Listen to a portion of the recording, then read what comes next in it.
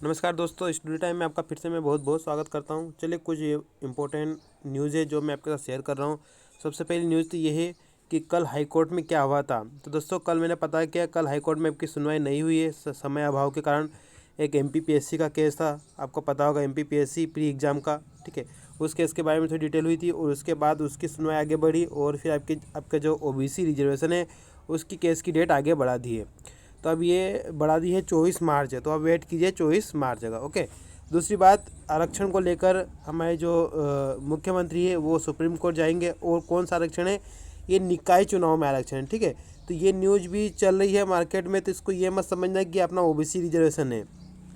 तो ओबियसली दोस्तों, ऐसी बात होती है कि हाई कोर्ट के फैसले से अगर कोई संतुष्ट नहीं होता है तो उसके पास एक अधिकार होता है, वो सुप्रीम कोर्ट जा सकता है, फिर कोई सा भी इशू हो, कोई सा भी आरक्षण हो। ठीक है, इसी का फ़ायदा लेते हुए हमारी जो सरकार है वो निकाय चुनाव में जो आरक्षण को लेकर हाई कोर्ट ने रोक लगा दी है, उसको लेकर हमारे मुख्यमंत्री जी अब जाएंगे सुप्रीम कोर्ट की शरण लेंगे। आप देख सकते हो, हाई कोर्ट के इस फैसले के खिलाफ मध्य प्रदेश सरकार सुप्रीम कोर्ट का दरवाजा खटखटाने पर विचार कर रही है।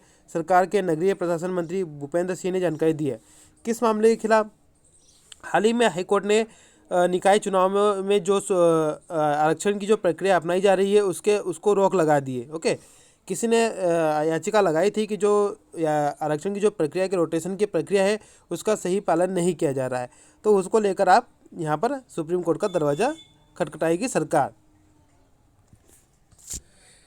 अगली न्यूज भी दोस्तों आरक्षण संबंधित ही है। आपको पता होगा, आरक्षण की 50% की सीमा लगी हुई है। किसी भी राज्य में कोई भी जातिगत आरक्षण कुल मिलाकर 50% से अधिक नहीं हो सकता है। इंदिरा साहनी का जो मामला था, तब से है सुप्रीम कोर्ट ने ये आदेश दिए थे। उसको पुनर्विचार को लेकर अब बहस शुरू हो चुकी है सुप्रीम कोर्ट में। ये विचार किया जा रहा है कि अब 50% की सीमा होनी चाहिए या नहीं होनी चाहिए, तो इसको लेकर बहस चल रही है। आप देख सकते हो कि आरक्षण सीमा पर पुनर्विचार की जरूरत पर सुप्रीम कोर्ट में मंथन। आरक्षण की 50% की अधिकतम सीमा पर पुनर्विचार की जरूरत पर सुप्रीम कोर्ट में मंथन शुरू हो गया है। सोमवार को 5 न्यायाधीशों की संविधान पीठ में 28 साल पहले इंदिरा साहनी फैसले में तय की गई आरक्षण की अधिकतम 50% सीमा पर पुनर्विचार की जरूरत पर सुनवाई शुरू हुई है।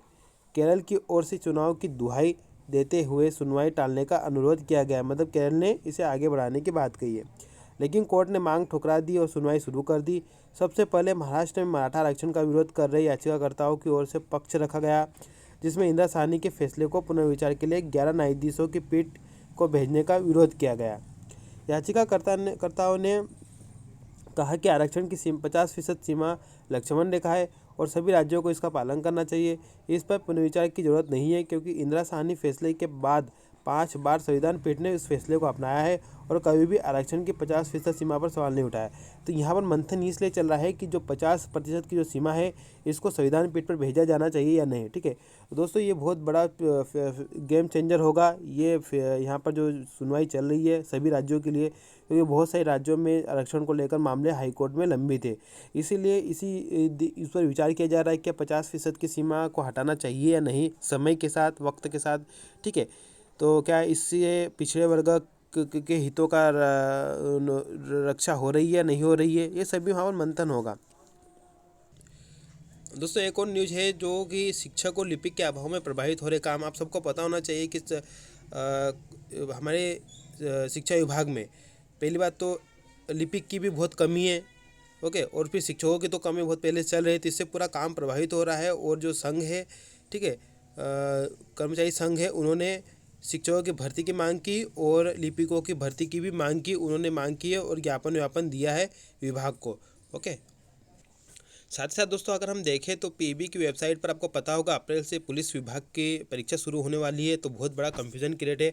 तो देखिए, कल चौहान सर है, वो गए थे पीबी, तो वहाँ पर उनको संतोषजनक जवाब नहीं दिया गया। और अगर अगर आने वाले टाइम में केसेस बढ़ते रहे ऐसे ही और कोई गाइडलाइन जारी हुई, तो हो सकता है आपकी डेट आगे बढ़ सकती है। वो सब कुछ डिपेंड करता है आने वाला ये महीना।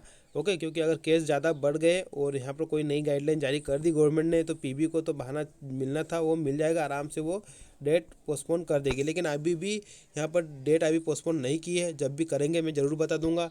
अभी वो वेट कर रहे हैं, कि स्थिति देख रहे हैं पीबी वाले भी कि अभी क्या होता है। ये 15 दिनों में, बचे हुए 15 दिनों में, उस हिसाब से वो भी डिसीजन लेंगे। बाकी आप अपनी तैयारी कंटिन्यू रखें। तो चलिए भी दोस्तों, मिलते हैं नेक्स्ट वीडियो में, तब तक के लिए जय हिंद, जय भारत।